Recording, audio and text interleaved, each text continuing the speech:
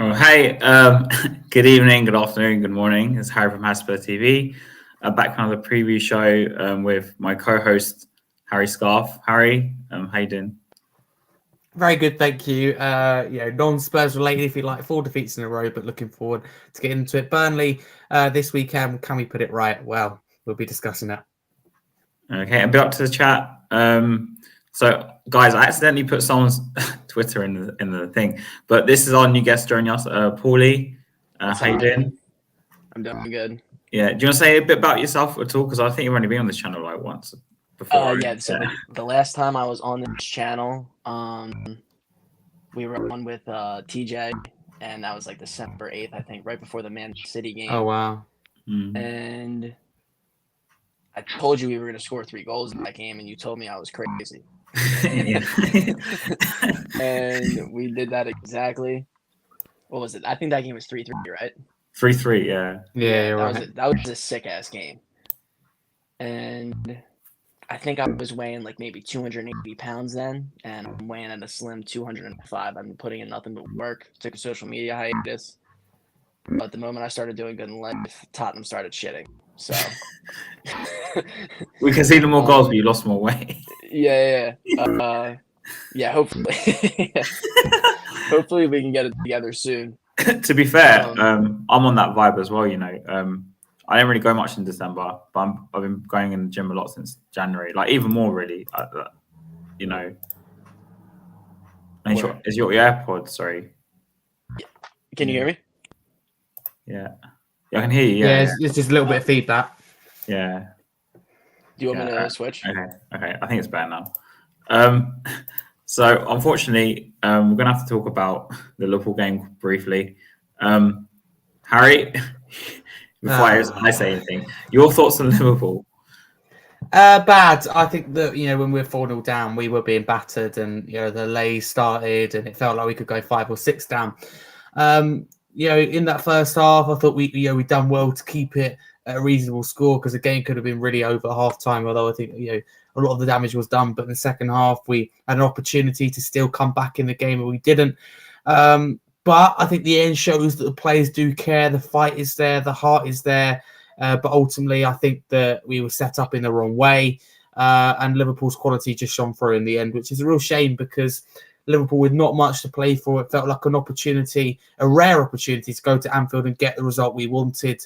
Because I think on the back of 3 defeats, you have to go to Anfield and get something. You can't lose 4 games in a row with a club like Tottenham. So it isn't good, but we show fight towards the end. On another day, perhaps the penalty decision goes our way, which is sometimes given, sometimes not. And it could have been interesting towards the end, but overall we weren't good enough. We're beaten by the better team, and we move on to Burnley tomorrow. But don't you think it's worrying that, I'll give a statistic for you, I'm sure a lot of people heard this already, but 4 defeats in a row since 2004. Yeah. Okay, I'll play devil's advocate here, because I wouldn't agree with this. But do you think it's more to do with the fixtures congestion itself? Because obviously the Chelsea game was moved, or do you think it's like momentum? I hate blaming fixture congestion, right? We all want to be playing in Europe. We have to cope with that. No, I mean, as in how the fixtures fell. That's probably not the right word. Yeah, I know what you mean, but we're going to have to get used to it. You can't go, we lost because there's fixture congestion. Every big team needs to adapt to playing, twice a week, and that's what we've experienced. And if you listen to Ange, he thinks we're better. It's why he wants Europe to play twice a week, open players up to more challenges. Let's be honest with you. We played Arsenal. We haven't played for goodness knows how long. Nearly, I think it's 14, 15 days. And we looked awful. And then we play 2 games in 4 days, and we look as bad. So I don't think it makes any difference. I think the games weren't easy, of course, but I think the lineup, and partly obviously players we had out, didn't help.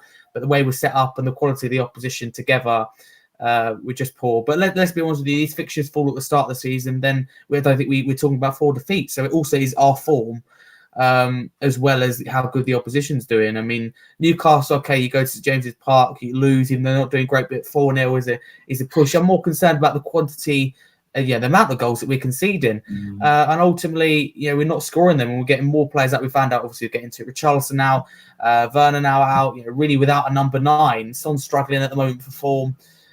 Johnson, dips in and out of form. We're really struggling to score goals. So for me, we have to tighten up defensively to give ourselves a chance. You can't, if you go to St James's Park and Anfield and concede 4 goals, you're just not getting anything. It's as simple as that. Nobody goes to Anfield and scores 5 goals. It just won't happen. Even Liverpool at their worst.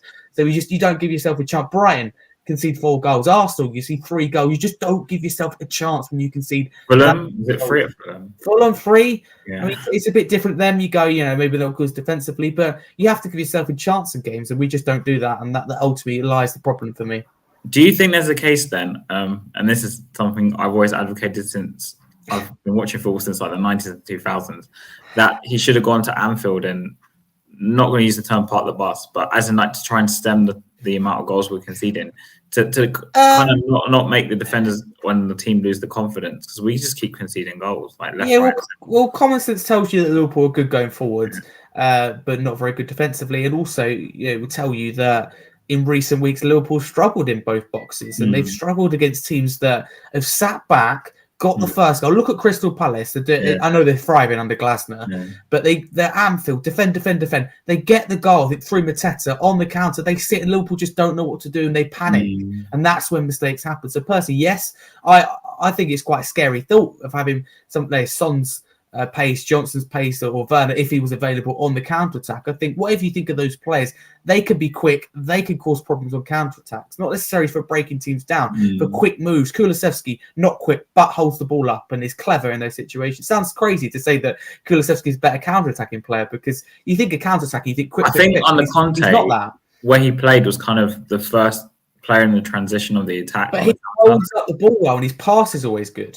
I think the reason why I did so well under Conte was he also had a bit more room, and also I'm not saying his performances this season have been bad, but I think when you talk about the counter-attack with Kulusevski, if you look, he was always kind of the first or second person involved in the build-up to the counter-attacking goal, let's say. Yeah. So to answer your question, I would have done that, and I would have sat back and fought, even a back 5, and then you counter. But for me, I just want to say last thing is that personnel-wise, when everyone's fit, that defence, including the goalkeeper, that back 5, that is on paper strong enough to not be conceding many goals and keep more clean sheets than we have. Yeah, 100%. But ultimately, people, whenever you can see goals, the natural instinct is our goalkeeper, our defenders, but it goes to midfield, the protection they offer to defence, in particular that DM, which for me is just non-existent at the moment. Højbjerg's not doing it, Basuma's not doing it, and that's for me why number 6 is important. Killing me.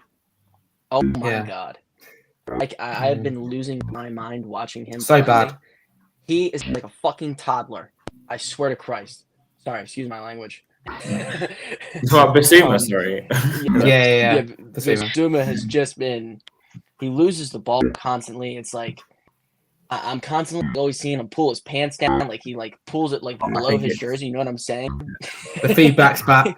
The feedback's back. Yeah. Hold on, let me. Yeah. What should I do? Mate, can you do it without AirPods? Does it work without AirPods on? I know I can't hear you. I can't hear you. Right. Why don't we continue? Yeah, hold on a second. Just give me a minute.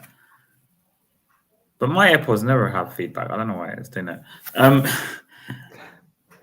So come on my next topic, because I thought it was a good segue. Will Ange ever change? I don't even think it's a question. I think we have enough evidence to know what's going to happen. Whether it's the right thing or not, I don't know. But no, I don't think so. But in terms of, so a lot of people argue that the reason we're playing this style every single game, which kind of mirrors Klopp at Liverpool in his first season, regardless of the players he has, is to do with something called repetition of practice. Yeah. So as in, because the players will know the system because they played it so much. But there is a negative to this. I was watching someone else's stream. This is where I got the ideas from. So, for example, like you mentioned, we've conceded 4 goals here, 4 goals there. Is this constant same style or strategy, or everyone wants to label it something different? I don't know why. Is it to our detriment as well? Because rather than, because obviously you look at someone like Arteta, his style, you'd argue, has kind of developed, because at the beginning he played 5 at the back, and then he's now into a back 4. Yeah, well, answer the question. No, I don't think it will change. But I want to, if you don't mind, dissect the last 4 games briefly in terms of what I think went wrong. Newcastle, I just don't think we turned up. I honestly just don't think you can't often say that, but for us this season, we just didn't turn up. And it's one of those Brighton first halves, Fulham 90 minutes. We just were non-existent in the game, and there's no, we played out for the back and got caught, or we come back. There's none of that. We were poor. Against Newcastle, then the North London derby. Arsenal, I think, were just too good for us, to be honest with you. I don't think it's necessarily anything we've done wrong, but I just thought Arsenal was so strong, blew us away in the first half, and we came back a bit in the second half, but ultimately, again, the better team on the day one. Chelsea, non-existent, hardly ever went forward. I had to check with someone what the date was, because I thought that I was watching this under Mourinho or Conte in terms of, we had an awful team, and we were, or I had to check the score and I had to keep tapping the screen to check it's right, because I thought we were 2-0 up the way we were playing. So two things, and neither of them were, turned out to be true. So it was quite disappointing in that respect. And Anfield, we were poor. Liverpool were clinical. And so were Arsenal, by the way. I forgot to say that. Arsenal were very, very clinical. We didn't have many opportunities, and they sat back. I think they shouldn't have really. I think they should have kept going and really put the game to bed, because they allowed Tottenham to come back into it that way. Well, they were 3 goals up, though. Yeah, they were, but they could have been tighter, couldn't it, towards the end? 3-2. You just don't know. I think the second goal we scored too late. If we scored 10 minutes earlier, I think. Yeah, we should have momentum for the first goal. But Liverpool is really, whether you like it or not, and I hate to single out people, and Paul's not going to like me for this, but 3 mistakes do come from one player in Emerson Royale, who, I don't dislike him at all. I think he could be a really good utility player, but it is 3 avoidable goals, and they're all in their own way good moves by Liverpool, but it's goals that I go that are preventable. 4th goal, absolutely special. There's not much you can do about that. But in all those games, we're beat by the better team. I don't think there's any. I mean, you guys may disagree with me, but in all 4, I don't think we deserved anything from any. If I had to choose one we deserved something from, it probably would have been maybe a point against Arsenal, but we're blown away in the first half. And I think that's the reality. We're just not in a good place right now. And like Burnley, although I think we win, and to get onto it, I don't think it would have been as easy as it would have been at the start of the season. I think it'd be a struggle, and it shouldn't be. That's the issue. So, of course, changes have to come. I think Richarlison being out is a blow, because really I struggled to pick a front 3. And a team like Tottenham, you should be struggling to pick a front 3 because there's 2 good options. But I'm struggling to pick a front 3 because of the lack of options, and that for me is a problem. Paulie, hopefully there'll be no feedback now. First of all, your thoughts on Liverpool, and then your thoughts on Ange. I can't hear you. Hello? No. Oh dear. Hello? It wouldn't be a show without technical issues. Yeah. Ever. But then he says his volume's high, so I don't understand. No, I don't understand it. Oh. Try speaking now. No, he's still having the same problem, because I put his volume on full, so it made a difference. But okay, go and come back in. Let's try that.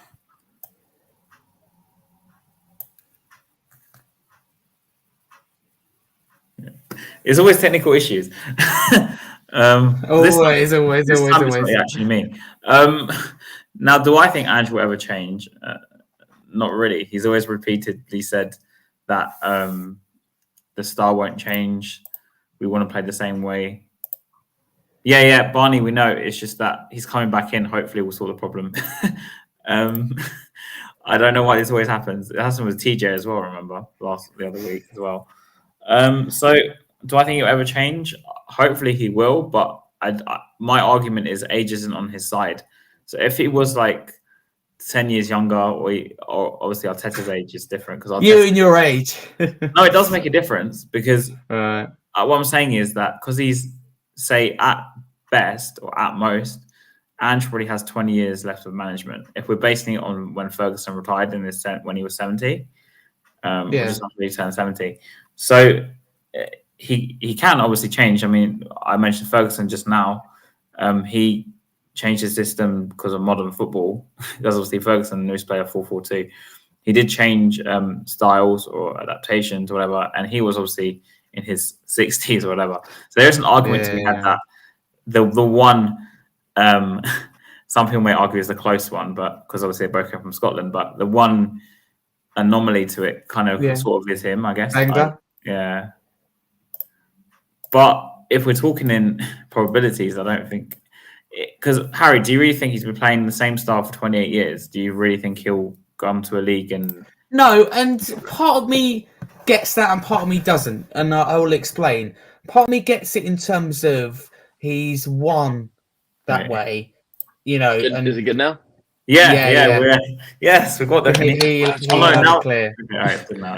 Okay. In Angie's eyes, he's a winner. And you know, when you win trophies, he's like, yeah, why would I change? I won trophies this way. But part of me thinks that, you know, with all due respect, Japanese league and you know the league in Scotland, it's a big big gap, to be honest with you. You know, you've got Celtic and Rangers in the Scottish Premiership, and then there's a big boom, you know, a 10-15 point gap really in quality. So you know, I think Andrews has just done well in his career. You know, he wouldn't be considered up there with you, like you mentioned, so that you know, Arsene Wenger, you know, extremes if you like, Alex Ferguson, because he hasn't done it. Don't say it's established level, but at the top level, and the Premier League is a big step up. And I'm not saying that can't necessarily handle it, but some styles don't suit certain leagues, and certain players don't suit. Like I don't think Brian Gill suits the Premier League. You get that with certain players. Yeah, I agree with her. I think managers, but it's fixable. It's fixable. But what Klopp done after his first year is he scrapped zonal marking. And that saved them 10-15 points. It sounds silly, but instantly. And then they brought in players. So for me, if we scrap zonal marking, I think we sit in the top 4. I think it's made that much of a difference that we will be inside the top 4. And it's sad in a way. And it's like, I won't understand zonal marking anyway. You mark a zone. And if you're a player, you just go away from the zone. And that's exactly what Arsenal done and scored twice. So we've had so many warnings with Vicario. I feel like we're too nice of a team. Mourinho said it, Conte said, we're too nice. Get stuck in. I agree. You don't do it. We need to start throwing elbows out there. Absolutely. Take that. Yeah. Absolutely.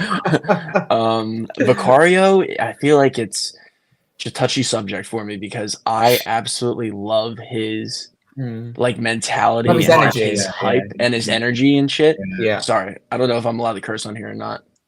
Is that no? Well, I think you're okay for now. It's been 15 minutes. Okay. Are we okay with Harry? Because on Harry's show you can't. I don't know about this. Okay. I just want him on the set pieces. I feel like to be a lot stronger in the box. I feel like he's letting other center backs or like just like midfielders like just get in his head. Or realistically, anybody who gets up on him is just like immediately in his head. I feel like, and he's already like panicking. You know, Paulie, if you spoke to some people in Serie A, they would have told you that his weakness was actually set pieces and corners. Yeah. So Empoli was like one of my favorite teams to bet on, specifically because of him. And I ended up seeing like a random like comp one time of him and like all of his saves, and I was like, bet I'm gonna give this team a chance. And then I don't know who they were playing, but he ended up, I think it was it might have been Inter Milan, and he had like maybe like 8 or 9 saves, and I was like, yo, this kid is nuts. And they were like stretching acrobatic like saves. But I love watching like Lloris, Paul, man. I don't know. I feel like he does that like late stretching dive, just like Lloris did. Yeah. You know what I'm saying? Like it's just like, oh, let me react. The ball's coming at me. The reason I mention this is because I don't know if you guys remember, but Lloris spoke about how, or it was reports that he was meant to help the club find his replacement in terms of a goalkeeper. Do you think he had any part to prove with that then, Paulie, based on conversation we just had? Yeah. He kind of does look like Lloris now that you say that, because like same build, same body type, like they almost look identical. Yeah. Not like physically, but like, or not like in the face, but like physically, they look like the same player. And I know obviously you've been kind of in and out, so I was going to ask you a question anyway. But what have you thought? Because obviously, will Ange ever change? What have you thought about him this season? And because we're near the end of the season now, there's only 3 games. And just in general, I know you mentioned about the style and the 5-3-2 before we started the actual. Because we would be. Harry will tell you I was banging on about this for like a month or two now. For the big games at least, not for like tomorrow against Burnley, but so just your thoughts in general, because you've only been on the show since December, which is before. So that Chelsea game, I knew, like when we went down 4-0 we went, or 4-1. Yeah. Because we scored first, right? Didn't we? Yeah, Sonny we scored. 1-0 up actually. Sonny scored, then Sonny scored another offside goal. Yeah, and then yeah, I was yeah. like, I was running around. I was like, let's go. We got him. Like, fuck. And we ended up just falling apart after the red card. But anyway, like, it doesn't matter who got the red card, but that entire, like, sequence of, like, seeing Ange still play the same way, like, down players, that was when I knew, like, we definitely weren't ever going to change anything. And I don't know why. It's like he doesn't want to go against his own beliefs of his tactics, but I don't understand how any other team, like that West Ham game, we got embarrassed. Like everyone has figured us out. Like we can't escape this. I don't even know what to call it. It's the definition of insane, actually, doing the same thing over and over and again and expecting a different result. Mm-hmm. I just don't know what we're gonna see. Like, are we gonna play the exact same way for the next 36 games next season? I mean, a Ukrainian team in Europa League could figure us out like nobody's business. Mm-hmm. Yeah. And Easily. They just got to sit back the entire time against us. We don't know how to pass the ball in the box. Paul, I think you're spot on. And you have to adapt, don't you? You can't play the same way Man City as you do like Marine, for example. You have to adapt to the opponent's strengths and weaknesses, right? You can't play the same way. Yeah, you can't play the same way every game. It just doesn't work. Did you guys watch the Dortmund PSG game in midweek by any chance? No. Unfortunately. Because I think it raises a great point, because Dortmund are notoriously known to be in a high-pressed, high-attacking type team, right? Did they sit back? They went to Paris and they just sat back. They played 2 banks of 4. They had a 1-0 lead, didn't they? If I'm wrong. They 1-0 up. But they played 2 banks of 4 in Paris, and they got the result because they're willing to change.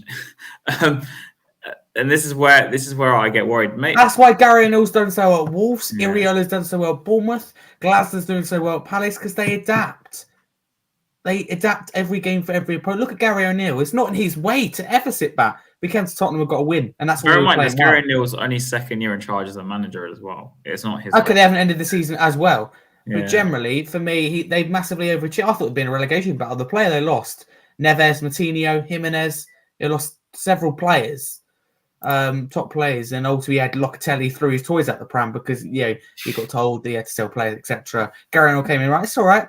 And I thought Wolves, okay, they might be able to scrape, stand up by a point, but it was done just after Christmas that they were staying up. And I thought that is a special achievement. And had a lot of injuries as well. Future England manager, a lot of injuries to the best players. Pedro Neto and He-Chan was obviously away. Pedro is my favorite player in the Prem right now. He is incredible. He is special. We need to buy him immediately, whatever it takes. I don't think we will, though. I don't think we will. I think the club will see it as they don't want him too big of a risk because of the play, because obviously his injuries. And I think we look at other players who can play that, because Gibbs White can maybe play on the left, players like Nico Williams, etc. This Nico Williams is the Bilbao guy, right? Isn't it? Are we talking about? Yeah. Yes. There's Nico Williams and there's 2 of Williams. There's Nico Williams for Forest as well. He's actually alright. He's not bad. He's not bad, actually. I quite like him. Yeah. But Bilbao one, I meant, yeah. Yeah, because we were linked with him, but also Villa been linked with him. I was reading as well, so it's not a foregone conclusion. Oh, here we go. Yeah. Villa flopped, didn't they? Villa flopped in the Europa League 6-2. I was happy because Olympiacos. Europa League Conference League. So how are they going to cope with Champions League? They can't cope with Conference League. I think they'll buy though. Wow. So. Who did they play? Olympiacos. Wow, the Greeks got them. They lost 4-2 at home. Yeah, 4-2 at home first leg, then 2-0 away. Yeah. Wow. You know the away game. I watched the whole of yesterday's game, right? The Olympiacos. I noticed Olympiacos played a very interesting style. Like they put 4 players very high. Like all the attackers played very high, and then they had their back 4 sometimes went very far back, and then they had like a midfield two, like sort of in the middle, kind of linking them together. It was very like it was not a 44. Don't suggest that we should have two in midfield. Do you remember when we had two in midfield on the Conte? Got roasted in midfield every game. No. Like now, I'm but in saying a because different they way. played so high up, like Villa could barely get out. Like if you got to press, and that's what caused the first goal because they stopped it. And Emery played a back five as well, which is quite interesting because he changed his stuff a lot. He played a 5-4-1, but it was quite fluid. Like the front four, quite fluid, and Watkins just stayed up.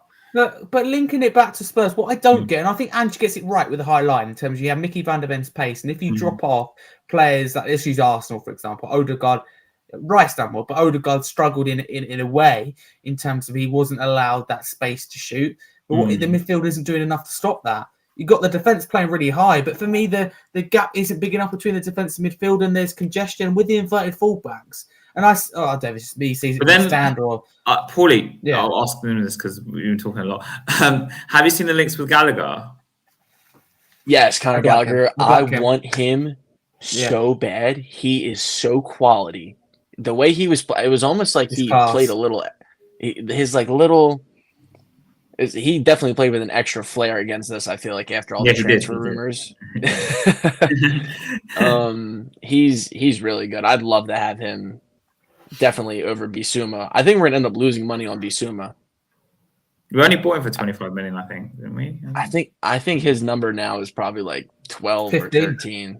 Yeah, 15. Yeah. Like anywhere within that range. I saw some links today about Kyle Walker-Peters. Yeah, I was going to ask you about that as well. But it's like, I don't know. It's like we got Dejan Spence. I don't know how much more.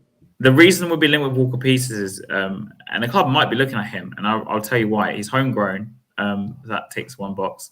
He can play either wing or either side, if you want to call it. I was just going to say, I'm actually for the signing, so if you want to hear my thoughts. Okay, all right. But let Paul go first, and then you can, yeah. I just don't know if I'm about it. Like, I feel like the homegrown thing is definitely a good box to check because definitely have to stay within parameters. But I don't know. I love Dejan Spence, and I just feel so bad for him. He's played for what, like 5 teams in 4 seasons almost now. I think his issue is more attitude rather than like quality. Oh, damn, has he been bitching? No, his attitude. No, his attitude in the sense of like, there's a reason why his loans haven't worked either. Like, I know what you're saying. And obviously, I remember the pitch after they qualified for the what was it? They got promoted. Got promoted? And then there's a picture of him doing something really stupid. And then, but yeah, Conte didn't want him anyway. But yeah, true. Yeah. But Harry, you're big Kyle Walker's advocate, apparently. Kyle Walker. He is good. He's a quality player. Don't get me wrong. I just don't know if that's the money. Is that where we want to spend it with Levy? Because it's been linked because Emerson, ironically, is your photo. You said is going to be sold apparently to AC Milan, and apparently Walker-Peters is meant to be his replacement. Yeah. I just need like 10 seconds. Okay. I don't know how that skipped my feed. I love Emerson. He plays for the badge, but he's just not fast enough. He's turns like a sloth. He got against Salah this weekend, and I mean, definitely 2 different levels of player there, but I mean, still, just like to not even make like. I like his vibes. I get what you're coming. Yeah, I love his vibes. Yeah, absolutely. He means well. Like he really tries like as hard as he can, but he's just not there. I think the players will like him. I think he's a popular character. No, he's very likable, but yeah, I mean his skill level is just, and then like Romero and him chirping after the game. Oh yeah, Vicario like stepped up and was like, "Nah, chill." Yeah. So another question then. Obviously, Harry knows I'm not for Son being captain. Do you guys have any other captain choices? Like Paulie, do you? Romero has to be Romero. I'll change it now. That's my guy. I'll change it now. Yeah. Like Sonny I like Son, he's but too nice. Not captain material. Yeah, too nice. Absolutely. He's too nice. Yeah. Sonny is just. I don't even know how I feel about Sonny right now because he's been I feel like he's just staring at the ball at his feet, puts his arms out to his side, and it's just like, oh, what am I gonna do? You know what I'm saying? Like, But you'd expect him to step up, and he did at the start of the season. Yeah. But really, he's been disappointing when we needed him most. The hard games, we all knew it was coming up, and he hasn't performed. And that, ultimately, if we're sitting here being honest with you, players Son, Kane, they just didn't turn up for us in big games. And for me, those four were big in terms of getting top four. Not big in terms of your finals, your semi-finals, which both players have been through. But it's just non-existent when they need him. He'll probably do all right. Probably score a couple of goals tomorrow when the top four race is over. And that ultimately is the problem. Yeah, I definitely agree with you. It's getting to be a problem. The leader, there's no leader holding anybody accountable. No. And I feel like even who's our other vice captain? Is it Madison? Madison. Yeah, that's good enough. Yeah. It's just he's beginning of the season, incredible. This last, I'd say 15 or like 20 games or so, it's just like came back from his injury, really, I think. Yeah, the injury definitely is probably held him. What was his injury again? You know what? I kind of blame the club for this because he had knocks every week and they kept injecting him. On playing him, yeah. And then eventually it just went. I can remember every week would read, oh, Madison has a knock, he's a doubt. And then he'll play, and then you'd see, oh, he picked up one, and he'd take him off after like an hour or two, or an hour or so. Exactly. And then, so it was kind of inevitable eventually. It just happened to be against Chelsea, remember? I think, yeah. Yeah, I don't know. I can't remember who the initial injury, like, what was it? Like, was it a calf? Or no, that's Richarlison's new injury now. Regardless, I just really wish that James Madison was back to himself. I need, oh my God, top four. Don't even get me started. Oh, do you guys think there's a chance to make top four? I'm just asking. Obviously, Villa playing Liverpool actually next game. What is the table looking like, sir? How many points off are we? It's possible. It's possible whichever way you look at it, but we're just going to have to improve. All right, so we're in fifth. It's just unlikely. It's possible. 7 points. 7 points off with a game in hand. Yeah. Yeah, I don't. It's possible. It is possible. Who does Villa have left? They've got Liverpool. Yeah, who they got last? Liverpool, Palace. That should be it. Yeah, Liverpool and Palace. Can I make a bold prediction? They lose both of them? Villa lose both of them. But honestly, I agree. Anymore, Palace is at home for that last game. Remind me, Gap 7 points, is it? Yeah, 7 points and a game in hand. We can do that. Yeah, we can do it. We can do it. Let's go. Us to beat City, though. That's the thing. It requires us to beat Man City. Yeah, but what's the goal difference? We can do that. No. There's also consequences to being Man City. I'm just. I think it'll come down to goal difference. I don't think we'll beat City. No, I think we'll beat Burnley, Sheffield United. 3-6. 7 will be. City. We're off on 9 goals. 9. Yeah. Sheffield United are relegated. Burnley will be relegated tomorrow. So they qualify for the Champions League. Yes, I think they do if they draw. Really? Oh. They're at home as well. No. Ignore that. No. Well, no. It depends because we play first, so it depends on our result. If we just draw, for example, then the draw will be enough for them. 6 points. If we win, then they have to win. Yeah. Yeah. So they play less. On the next segue, before it's like the lineups and the score prediction, can Burnley stay up? Do you think? And do you think there's a chance that they could pull? And could that be a factor tomorrow? Like, could Burnley stay up on the scoreline against this? Because I was reading. Okay, so if Burnley beat us, I'm talking complete theoretical, yeah. And Forest played Chelsea in the evening. If Chelsea beat them, and obviously West Ham are playing Luton away. Luton are playing away. There's a small chance that Burnley can stay up. Do you think? Yeah. Do you think that because of the added incentive, do you think it will affect tomorrow's game in that respect? What was the scoreline that we won by 6-1 the last game? 5-2 or 5-1? I want to say 5-2. It I'm was. convinced We definitely embarrassed the hell out of them, and at home. Yeah, 5-2.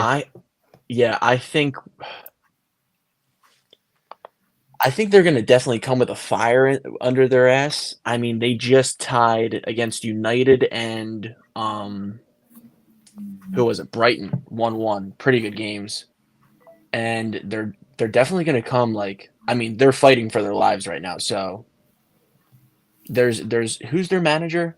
Company. Vincent Kompany. Vincent Kompany. Oh my god.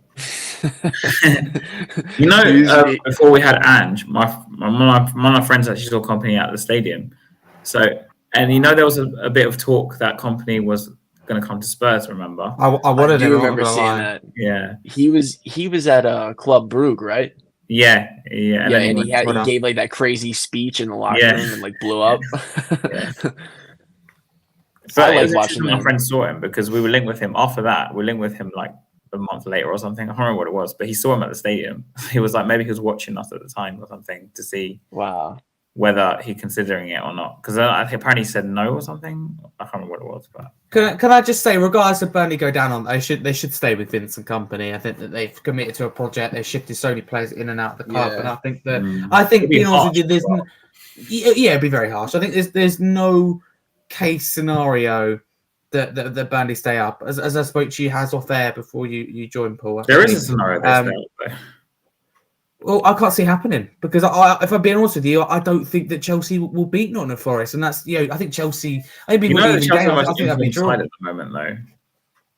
Yes, but they're still inconsistent. If you look at their performances, I don't think they win it. I don't think they will, and I think that the Burnley, there's a big chance that they lose tomorrow.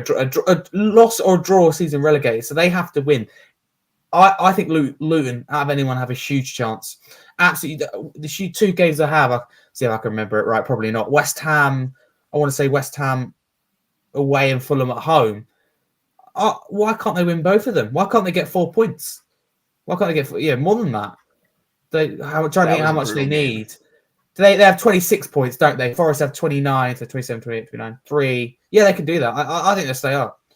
I actually think Luton will stay up. Bold prediction. There you go. But I still think it's quite I hope they do too. I have a bet for them to stay up.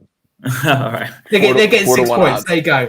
They're going to get 6 points. They're going to stay up on the final day at home against them, and their fans are going to go mad. Pitch invasion. There you go. I actually, I have a Luton Town, as ridiculous it is. I have a Luton Town track kit from 1996-97. Whoa.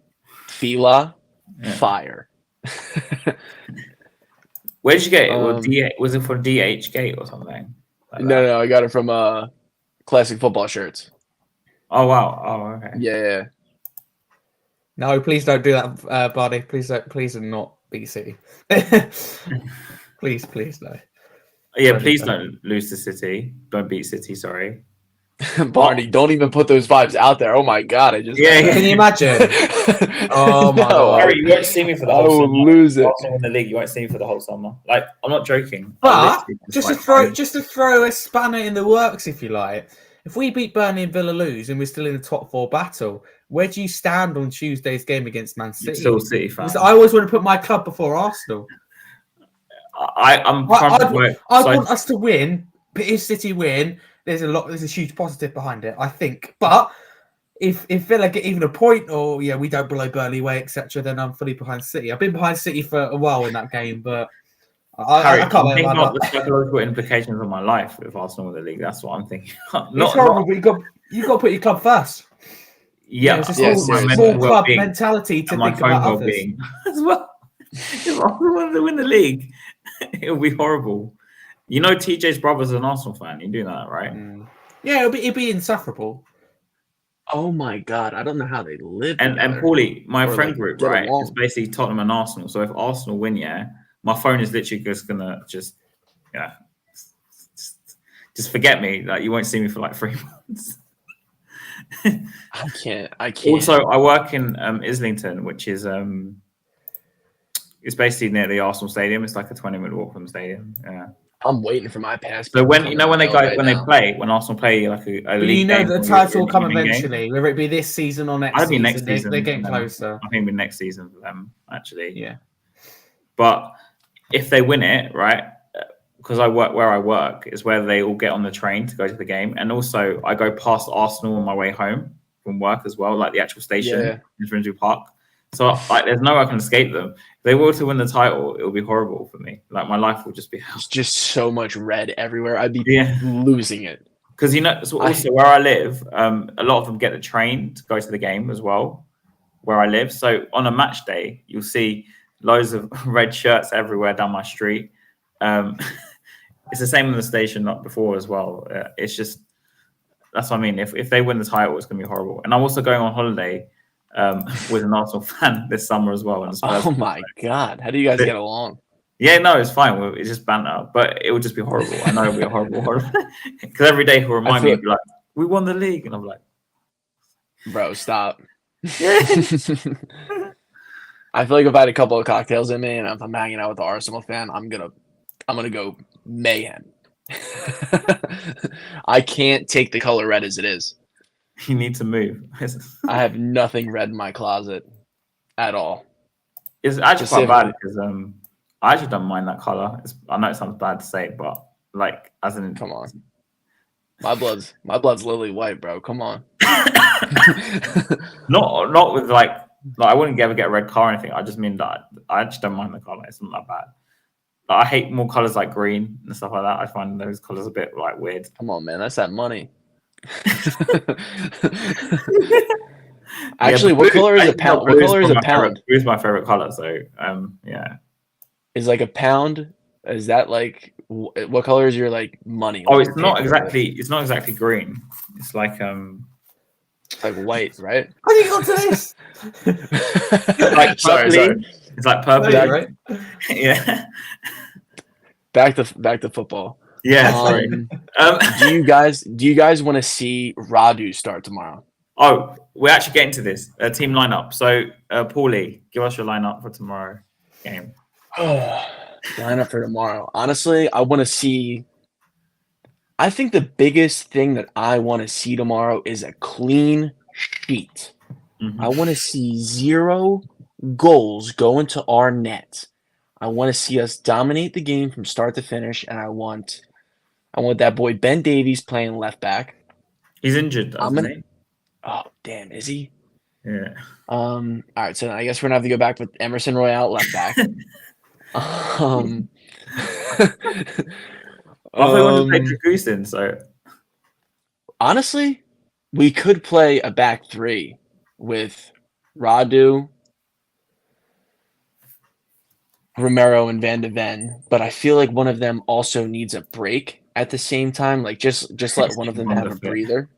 He was. I remember him. Yeah. Anyway. And we just got Ashley Phillips back, if I'm not mistaken, from Plymouth after he just won Young Plymouth of the Player of the Year award. I wonder if he can play. I don't know how that works. I mean, my thing was to move Van de Ven to left back and play Dragusin with Romero. If Phillips is available, which I doubt he is, then he'd go straight in for me based on his performances. If I'm totally honest with you, I'd change the system for him. I think he's been that good, and we've been that poor defensively. No, I know he won't, but this is our lineup. And then who am I going to run in the midfield? I can't. Good luck with it. Good luck with your midfield three and attacking three. Yeah, good luck. I'm gonna go Sar. Oh, right back is gonna be Pedro Porro, obviously. Yeah.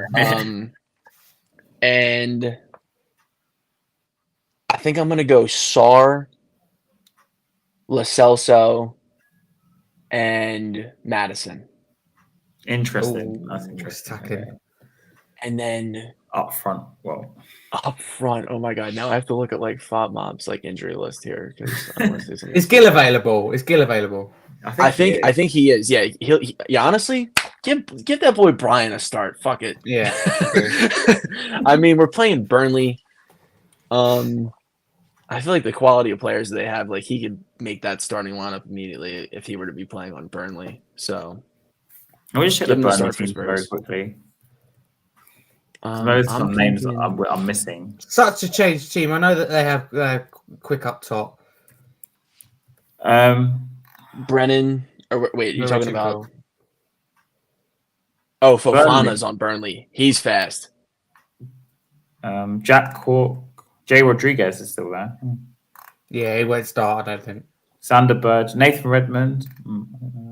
Again, off the bench, Sander Berger will be the DM. Yeah. I don't know many of the players. LaCruz. I can't remember their quick attacker. They got Fofana. They got Lyle Foster. I didn't even know. Yeah, Liam Foster. That's it. He's very Craig, good. Craig Bellin is the assistant manager. That's mad. I didn't realise that. Sorry? Who? Craig Bellin is the assistant of company. I didn't realise. I don't know. So Burnley have to go for it. Burnley have to go for it. They've got absolutely nothing to lose. They have to win, and even that are relying on. I think that, as I said to you, even if they do win, they will still be gone by the end of the day. So they just have to win. That's all they can do. Need a miracle. And honest, you guys forget in the cup game we just about beat them. With the and we were better than as well. Oh yes, 1-0. That was brutal. Honestly, it was an awful game. We were awful that day. So for my front three, I think I'm gonna do some. So I'm tired of seeing Brennan play on the left side. Yeah, he's a right winger. He needs to be on the right. That's where he scored the most goals. That's where he's gotten the most assists. Is from the right, not the left. I don't know why he keeps going on the wrong side of the field. Ange, if you're listening, listen to me, please. And I'm gonna put Kulusevski at striker and Sonny on the wing. Because I feel like every time Sonny's in the middle of the field, I don't think it's a crazy idea at all. Yeah, he just gets caught out. Sonny just gets caught, and I feel like Kulusevski is more likely to pull the trigger when it comes to shooting than Sonny. Interesting. Yeah. And then I'm actually going to swap Madison for Bentancur, and I'm going to let Lo Celso run the stage. Oh, okay. He deserves minutes. I'm sorry. Like he deserves it too. Yeah. And like he had those like stretch of games like where he was really balling out for us. Yeah, that City goal was incredible. Yeah. I love it. His best he plays game for the badge. Yeah. And he just won the World Cup too. Like, are we is Ange forgetting this? He didn't play in the World Cup, remember? Because he got injured. Oh damn. I forgot about that. I thought didn't he assist Messi against Australia in like one of the group stage games though? Did he? I think he did. Or maybe it was. Do we know if Dane Scarlett's fit? I think he's injured. He is. Isn't he? Or not? No, Dane's off the injury list. He's fit. Oh, he's fit. Okay, sorry, because we have so many injured. I've lost count of that. Can I go in my team? Yeah, Harry, if I give mine. So Vicario will be in goal, Porro right back, and have Romero and Van der Ven as a centre back. Skip would come in for me as that left back, done very well second half against Anfield. So there we go. He's in that position. It's quite a bold team throughout it because just because I put it out here, it doesn't involve Son or James Maddison. Midfield, Lo Celso, Basuma, and Kulusevski is the number 10. Front three, Brian Gill on the left, Dane Scarlett up top, Brennan Johnson on the right. I completely agree with you about Brennan Johnson. Isn't good on the left, good on the right. That is my lineup. It will not happen. But, we tend to put Mikey Moore in there as well. We've got to a point where there isn't that much to play for. It's about protecting fifth. We're playing a real low-quality opposition who, down and defeated. It's time to try new things. For me, my lineup would be Vicario, Porro, Van der Ven on the left. And I want Dragustin with Romero in the middle. That's how I would play it. Okay. And my midfield three is Skip, Salah, Celso is my three. And I know I would go. It's a bit samey though, isn't it? It's a bit. Not really, because Skip. No creativity. Skip will hold, and then Lo Celso will be the creator, and Salah will be the runner. That's how I see it. But anyway. Okay. Fair enough. You could be right. I'm playing just out of lack of options. Johnson, Son, and Kulusevski. But I'll play Kulusevski on the left instead of on the right, because at least maybe he'll put some whip balls in or something. We're forced to use his left foot to cross the in. Yeah, exactly. That is a good theory, honestly. Yeah. I think we haven't really done it. We tried it once. The bench. Some will be a force off the bench, and he, as we said before, he has a good attitude. He'll respond well to being dropped. He'll come on with unreal energy. Look at that hat trick he had when he came on against Leicester. Problem is, I just don't think playing Dane Scarlett. That's the No, but I would. Yeah. He's your only real registered That goal striker. against Shakhtar. That goal against Shakhtar that Dane scored. Oh my God. Oh, yes. Yes. He's got quality hidden in those feet. I'm telling you. I love that kid. He has. He's going to be so good. Okay. It's been a short stream actually. Score prediction. I'll go to you, Paulie, first. 3-0 Someone's confident. to the good to Spurs. I love seeing 3 goals. Every time it's so funny. I was just telling my grandma about this. Like every time like I'm about to watch Spurs, like I just feel this like insane presence of like joy. Like the first 10 minutes of the game, like we're just dominating, and then my spirit gets crushed.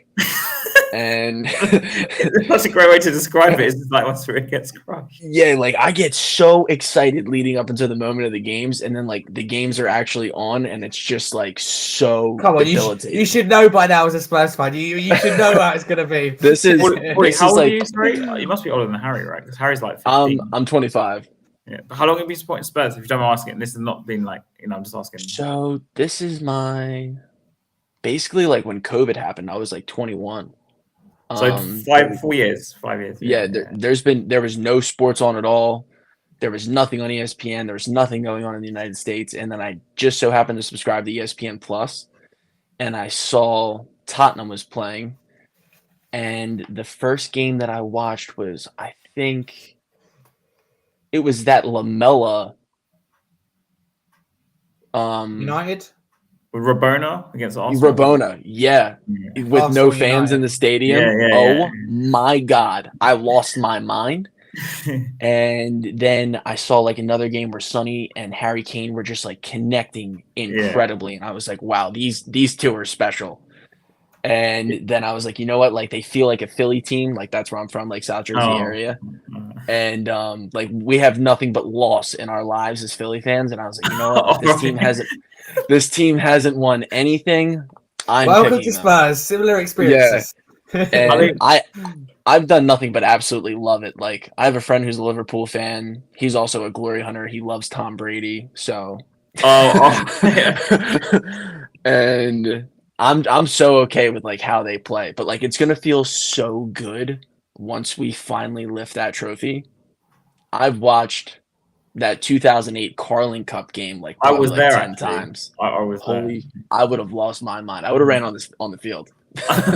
Like Wembley, you can't really do that. I was also quite high up in the sky when I watched it. I was like in the hut. Oh wow! The hut. What was the stand called? What's the high stand called against Harry? I sat in it as well. Upper tier. That's it. Upper tier. I was like upper tier, and then I had a name. But yeah, so you've been looking for a name.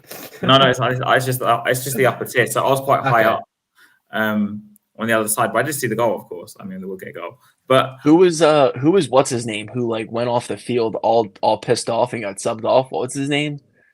Garley. And he like Garley. He had dreads. What in that game? Or like, you mean? Yeah, in the Carling Cup, it was a Spurs player. He got subbed off at halftime, and he didn't come back out of the locker room, and we won the game. And then he started. Is it Cotto? I can't remember. You know, I want to check it now because you're telling me. Let me try it. Let me find it. Hold on. It's just like one of my favorite memories of like watching that game. Like he tried to celebrate with the gang afterwards, and they were like, "Nah, get away from us!" Like you went back to the locker room. BBC. Let's try the BBC. What's your score prediction, Harry? I'm gonna go with. Oh yeah, your prediction first. Yeah, let me just find it now. Yeah, worries. 2-1 Spurs. I think it'll be tight. I think Burnley will give us a game, but we get the all important win. I don't think it'll be comfortable. I don't think it'll be nice. But as I said, I can't see any case scenario that Burnley stay up. So I think they'll be relegated. A lifeline for top 4. All eyes on Aston Villa. I mean, how many opportunities we had? How many times have we said that? A lifeline? Yeah, with Villa dropping points. And nobody wants top 4, do they? But, we'll have to see how it goes. But I think it'll be interesting. I mean, well, no one came off at half-time, Paul, but Huddleston came off in the 61st minute. That's the only one I can think of. That the other people that came off don't have dreadlocks. He's the only one that's close to dreadlocks. Yeah, he it might have been him. He's black, right, Huddleston? Yeah. Yeah, it's him. Yep. he was so pissed off to come off. For us. He got the penalty for us in that game, I think. For the Wayne Bridge handball, if you look at the penalty, he was the one who was kicking it, I think. He ended up getting pulled off and was just mad salty and he got pulled off. But back then, Paulie, obviously nowadays teams can use 5 subs, and they had 7 subs. They have 7 options on the bench. Before the what year was it when it changed? But we used to have 5 subs, as an options, and you make 3 substitutions the whole game. They changed the rules. They added more subs because in Europe there was always 7. In England there was 5, and then they changed to 7. And then because of COVID, it got changed to 5 subs possible now, and they just kept it. They just kept it after COVID. So there's been a lot of like changes in that respect. That game was 5 on the bench and only 3 substitutions. You can make the whole game. Wow. It was actually very different. It was actually very different. And the Champions League final, you name your whole squad, don't you, on the bench? Yeah, it's different from a final, I think. I think that you just name everyone. Yeah. It's just quite nice to have as an option, I think, anyway. But then, Harry, even back in like 08 and stuff, when we won it, even if you named your whole in the European final like that, the whole team, you can only still make 3 subs. Yeah, no, I get that, but it's more options to choose from, isn't it? To get an injury in an unexpected position, like a goalkeeper, you've got to. And now they have concussion subs sometimes and extra time subs. You get an extra sub. Not used in the right way. Yeah, it's different. And now I think you have some competitions give an extra time sub or something, or an extra sub. You can swap out an entire team. That's what you get on Xbox. You get an extra sub with extra time. Yeah, you do get that. No, so it does. Like the rules have changed since those days in the 2000s, because that was one of the But yeah, that game I was there, Paul. I even have a signed. You know, Woodgate scored the header. My dad won on an auction a signed Woodgate shirt. He's got it framed. Oh wow! Yeah, awesome. Yeah. That's so he gave it to me. I've got it in my room back at my parents' house. Yeah, I'm looking to get some signed Tottenham merch for sure. It's really good, honestly.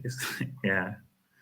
Yeah, when I was a kid, I used to wait outside. This is before the new stadium, obviously. Well, years and years. We're talking like the 2000s.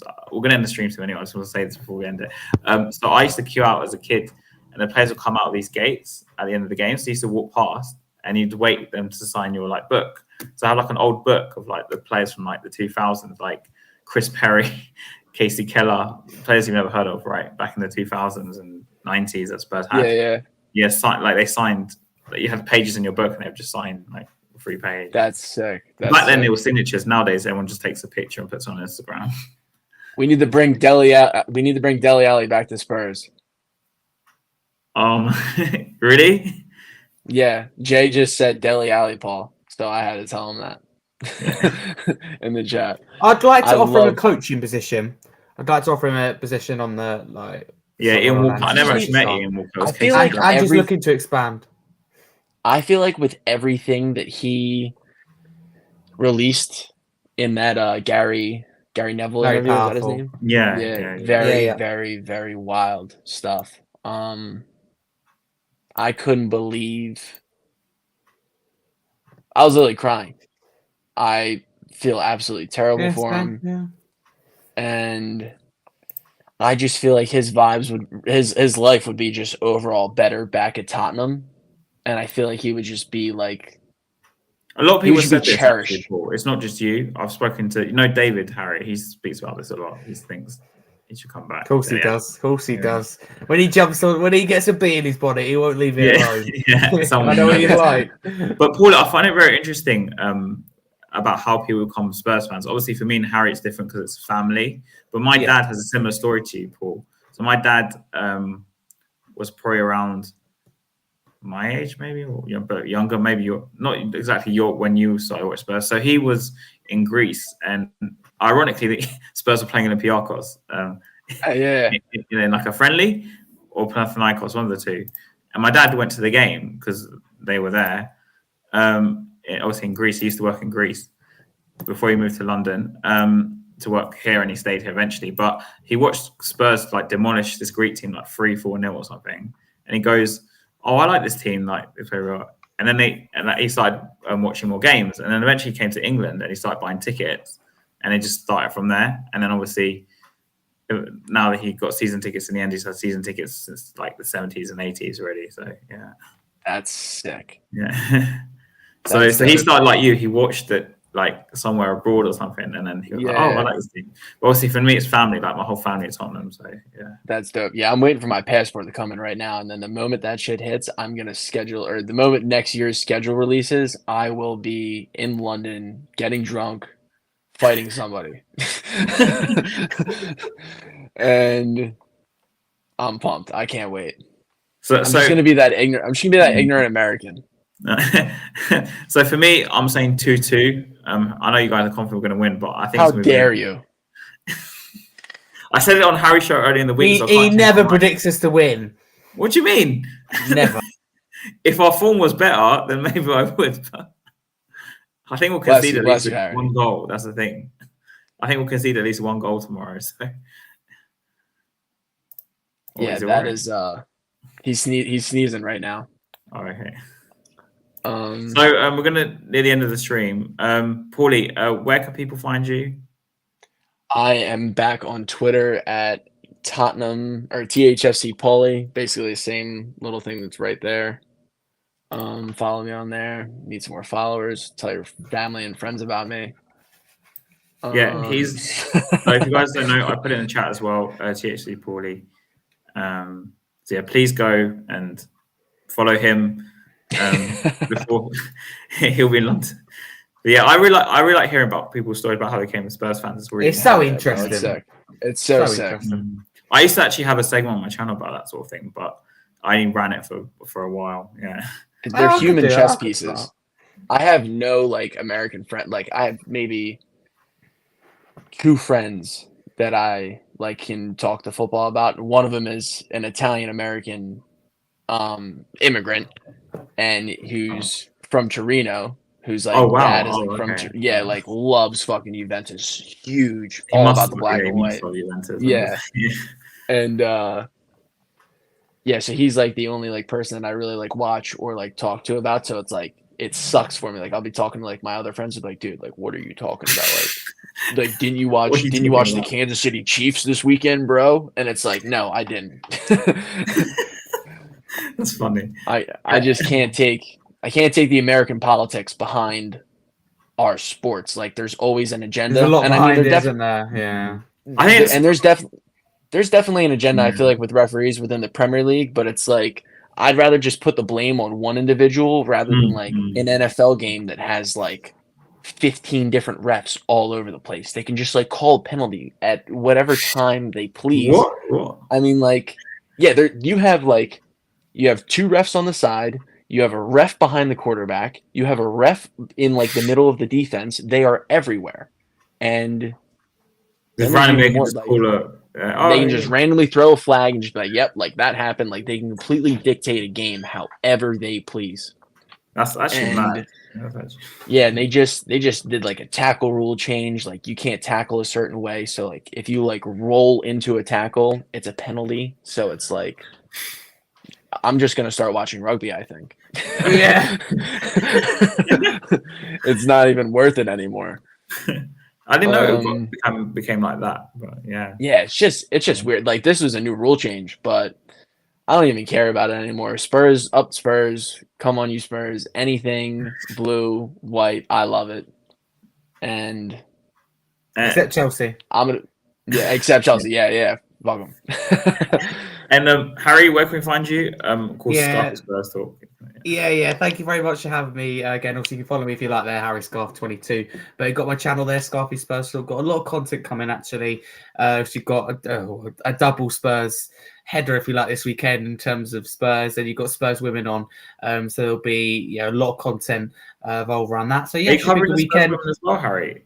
Covering the Spurs women as well for the first time. I love watching them. They got to the final, didn't they? It's great. They got to the final. That is on Sunday. I'm not going to that. I couldn't find 2 tickets together, but I'm going to a future one, Brisbane Road, before the end of the month. So it's quite exciting. What I'll be hosting. Final, I haven't even checked. 2:30 p.m. on BBC One, I think. But I'm hosting Partly Podcast 7 p.m. Then I've got my show 7:45 p.m. on Monday. I'm joined by Billy T, Ben Talks Football from TikTok.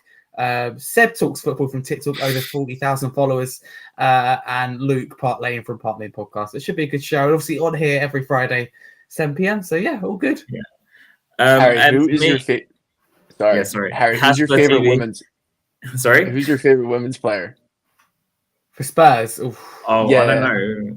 I'm a big fan of Naz, and also like that Ashley Neville. I think that always puts in a solid shift. Yeah, she's. I was going to baller. say something else. When you said about women's Probably be Neville. Like this, and in my head I was thinking. Yeah, I didn't know what he was going to say. I I'll was go with thinking Ashley volleyball in my head. Neville. Sorry. I'll go with Neville because of the loyalty and the flexibility to position in midfield, left back, right back, centre back. What yourself? I think so. I love Ellie Brazil. Okay, yes. Yeah, I'm just shout. but my favorite starter, I'm gonna have to go with Bethany England. Like she's just a badass. Yeah. She just puts in that work all the time. And Celine Ilduze. Is that how you say it? He's on my line of thinking. He thought you were talking about anyway, I'm not going to say it. Because first of all, I thought you were going to say, what's your favorite women's sports for a second, for some reason. And then in my head, off of volleyball. and then also, another one I forgot to mention, Martha Thomas, who's done very well in the first season. So now you're talking about different players. Loves the goal at Tottenham Hotspur Stadium as well. A fantastic record there. Better than, I think, half the men's team. So keep an eye on that on Sunday. We need her up front. Can't wait. We're lacking attacking options. Who do we play in the final? Man United. Oh God. It's But gonna it be could have tough. been Chelsea, so it's easier than it was. What was that final? 6? What did we lose? 6-1 to them or something like that? Or not the final, like the score, like in the regular season. I think we got smoked by them, didn't we? What, last season? No, this season. I think we ended up losing 6-1. It was a bad one. I was watching. I was watching with my mom. She was like, "What are you doing watching this?" What are you watching? Yeah. What's this? Yeah. I was like, I'm just trying to put on for the gang right now. Yeah, exactly. But yeah, I'm looking forward to it. It's gonna be a good game.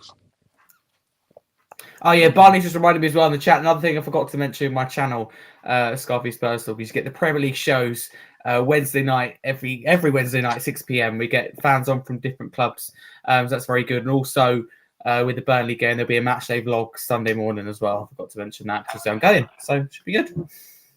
Good to go. Where can people find you, Haz? Well, on a Monday or a Wednesday. No, where can people find you? Sorry, on your show. I was like, okay, sorry, I want to show a lot. I want to show a lot. Sorry. Yeah, you are. Yeah, you're a last minute substitution. Something Ange needs to deploy.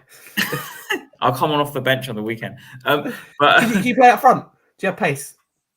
Yeah, I did, but I'm probably more like Sonny. There you go. I've lost a bit of pace. To be honest. No, you're in. You said yes. Okay. So you can find me at Hotspur TV. I do streams and mainly match reaction shows at the moment, like videos at the moment. So my match reaction for tomorrow's game will come out at some point, either on the Sunday morning or later in the day, depending on the scoreline most of the time. But because Spurs have been losing, I'm trying to put them on because they're always depressing now. I'm just sitting there like, oh, we lost another game. It's the same football. Blah blah blah blah blah. Really. Yeah. Goodbye. Subscribe. Yeah. So please like and subscribe. I'm also on 300, so 4 more people go and subscribe. I'll be there. And yeah, come on, you Spurs. And please also subscribe to this channel too that we're streaming on Spurs Kings TV. Yeah, big ups, big ups. I'm actually hosting the match reaction tomorrow on this. So you'll find me actually tomorrow, 7 o'clock, 8 p.m. I'm not sure what time it's been set to host the match reaction. And yeah, so come on, you Spurs.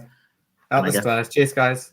I'm the Spurs. Thank you guys for having me. Have a nice weekend. Hopefully Spurs don't ruin it tomorrow. Well, yeah. Don't say that. I'm sure they will.